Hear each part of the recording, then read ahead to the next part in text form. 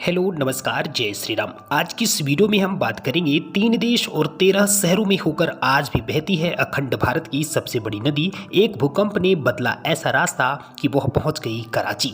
आज जिस भारत को हम देखते हैं कभी वो इससे भी बड़ा हुआ करता था, इतना विशाल कि आज एशिया के कई देश कभी उसके भाग हुआ करते थे।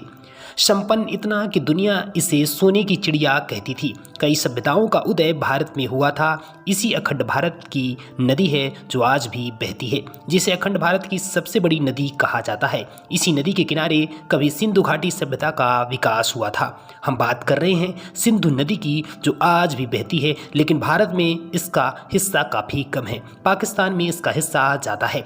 जबकि कभी ऐसा था कि सिंधु नदी गुजरात में जाकर खत्म होती थी, आज कराची में जाकर खत्म होती है। अखंड भारत की पुरानी नदियों में से एक है सिंधु। सिंधु नदी का इतिहास काफ़ी पुराना है। सिंधु नदी का वर्णन वेदों में भी मिलता है। सिंधु नदी और अब विलुप्त हो चुकी है। सरस्वती नदी के समान का माना जाता है। पाकिस्तान से होकर दक्षिण की ओर बहती हुई और अरब सागर में जाकर मिल जाने वाली सिंधु नदी ने शताब्दियों तक मानव विकास में अपना योगदान दिया। हिमालय और काराकोरम पर्वत श्रृंखलाओं में ग्लेशियरों और एशियाई मानसून की बारिश से पोषित नदी हर साल पर्याप्त उतार चढ़ाव का अनुभव करती है।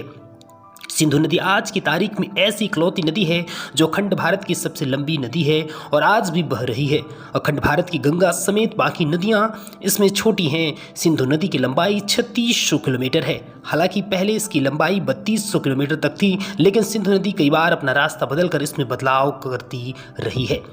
सिंधु नदी आज की तारीख में 3 देशों में बहती है।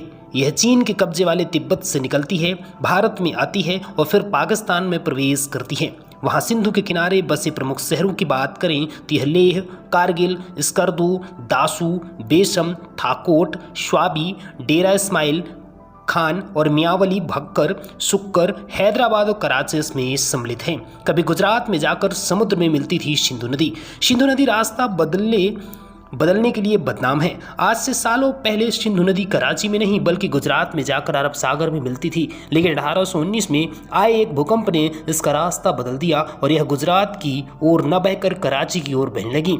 उससे भी पहले 1245 ईस्वी तक सिंधु नदी मुल्तान से होकर गुजरती थी। सिंधु नदी मानसरोवर झील के पास कैलाश पर्वत श्रृंखला में तिब्बती क्षेत्र में बुखारू चू के पास एक ग्लेशियर से निकलती है। यह नदी उत्तर पश्चिम में बहती है और डेमचोक नामक स्थान पर भारत के लद्दाख क्षेत्र में प्रवेश करती है। एक समय सिंधु नदी भारत में काराकोरम और लद्दाख पर्वतमाला के बीच बहती थी। तिब्बत में से सिंगी खंबन के नाम से भी जाना जाता था। वीडियो आपको कैसी लगी कमेंट बॉक्स अपनी राय जरूर दीजिएगा। Thanks for watching this video. जय श्री राम।